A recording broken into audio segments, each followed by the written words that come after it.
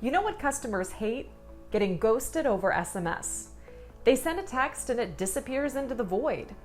Meanwhile, your reps are scrambling between tools, missing messages, and wasting time copying notes into HubSpot.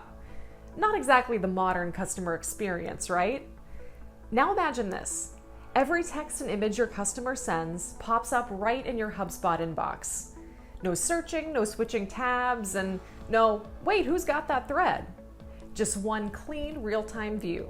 Here's how to get started after setting up your Aloware HubSpot integration. Head to your HubSpot inbox settings. This is where you manage all communication channels.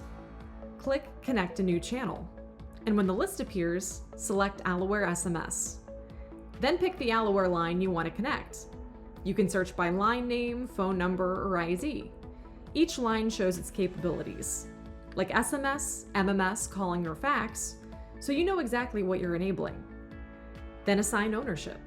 Decide whether messages route to a specific user or share them with the team. Or skip this step to make the text available to everyone. Finally, save your settings.